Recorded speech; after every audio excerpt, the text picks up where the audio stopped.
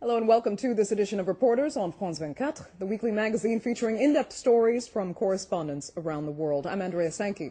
Tonight, Armenian identity in Turkey, or perhaps better said, a lack of identity. Millions are believed to have been exterminated by Turkish authorities in the early 20th century. But the Armenian genocide is something Turkish officials have consistently denied despite constant foreign pressure. That denial has made it difficult for Armenians to be Armenian in Turkey. Many fear discrimination if they reveal their Christian roots, and some are even discovering their Armenian heritage has been kept from them for most of their lives. They are known as hidden Armenians, and here now are some of their stories. It's a true story, a secret that this old woman kept throughout her life and revealed to her granddaughter before dying. We're in 1915. The genocide is taking place. Armenian men from the village have been rounded up.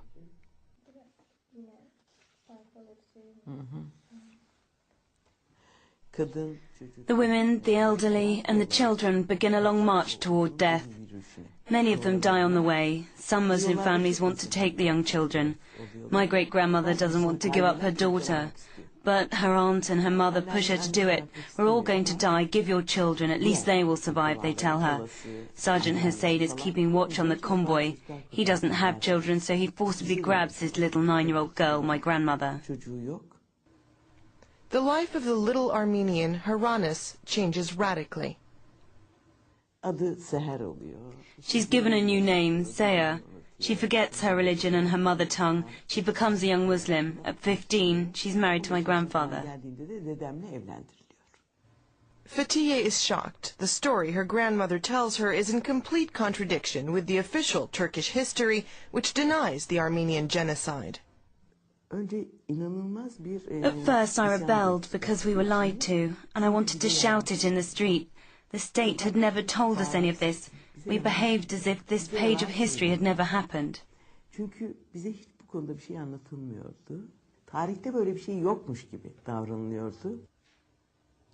Fatiye Satin then decides to write her grandmother's story. But her book tackles a major taboo since it questions the Muslim identity of the Turkish nation. In the past few years, numerous Turks have discovered that they are hidden Armenians. Their Muslim family has Christian ancestors rescued from the genocide who had to convert to Islam in order to survive. Allowing Turks to rediscover their Armenian roots was the obsession of journalist Hrant Dink, assassinated for having shaken the myth of Turkish identity. The Agos team continues the work of its founder and publishes appeals by people who have discovered their Armenian ancestry and want to find out more. Here's a man who's discovered that his grandfather was Armenian. He's looking for distant cousins who might be among the Lebanese diaspora or in the United States. That's why he's publishing an ad in our newspaper. In Turkey, to call someone an Armenian is almost an insult.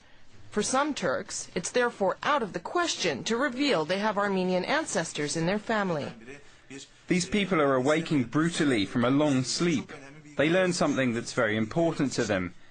On a personal level, it's not easy to accept that one has Armenian blood.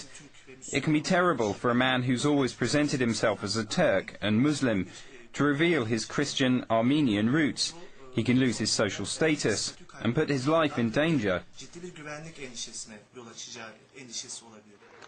At the entrance of Hrant Dink's newspaper, Armenian sympathizers demand to know the truth about his assassins, nationalists close to the police.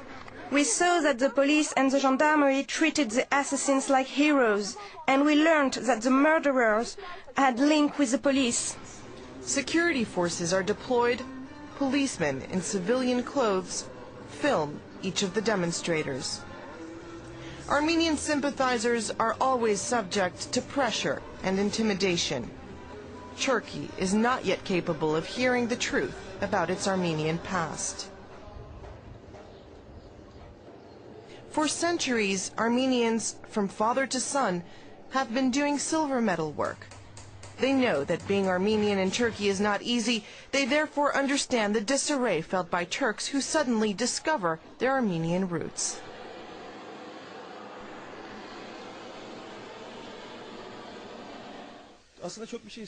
I was born an Armenian. I therefore never had a choice. But those who discover an Armenian ancestor all of a sudden feel disoriented.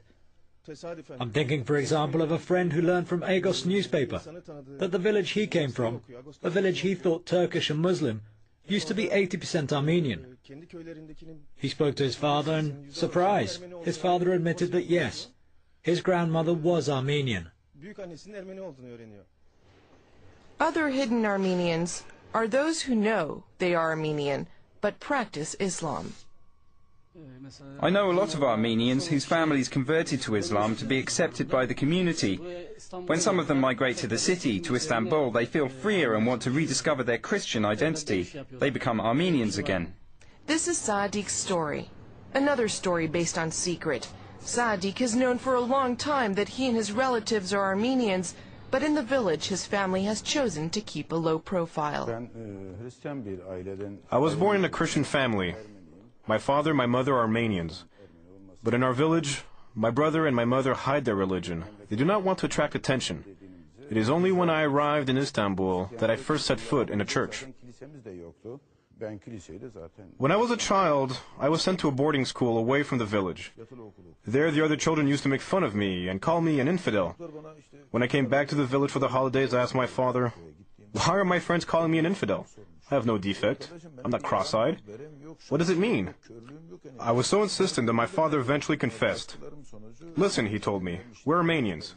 Maybe some of them suspect it, but we have to remain discreet. For everyone, we are Kurds and Muslims. That's all. We won't mention it again." Since he has settled in Istanbul, Saadik is no longer in hiding. Quite the opposite. I went to Armenia and I met my wife and got married there. We have given a Christian name to our son. He is called Christopher. He attends a private school where he speaks Armenian and Turkish. And now I'm learning Armenian thanks to my son.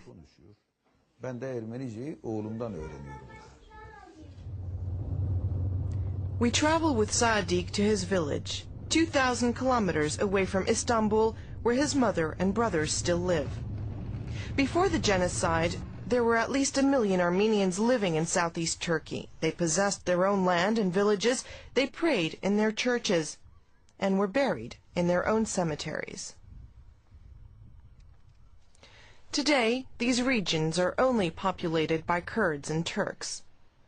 Of the millennia-old Armenian presence, almost nothing remains. Armenian names have been erased from the map, if not the village itself. Here there was an Armenian village. Today this place has a Turkish name, but it's not its original name. For a long time you could still see old damaged houses.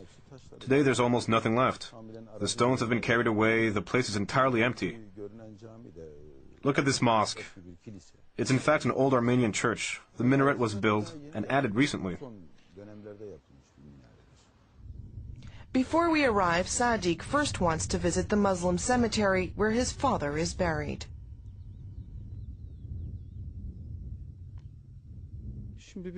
When we were children, we used to see our father cross himself and pray to Jesus Christ, but we didn't know what it meant. When he died in 1982, there was neither church nor priest here, so we buried him according to Muslim tradition.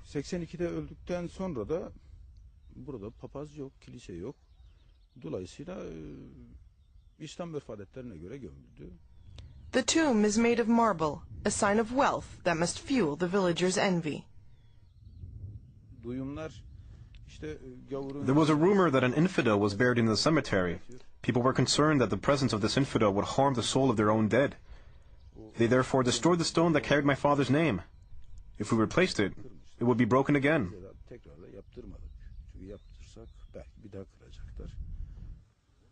Saadik's family lives on land that was already in the possession of their Armenian ancestor, an Ottoman dignitary. It was only in 2000, at the end of a long trial, that the family was able to reclaim all the fields confiscated during the 1915 genocide. Saadik's brothers and their wives look like the local Kurdish peasants. They don't speak Armenian, but Kurdish and Turkish.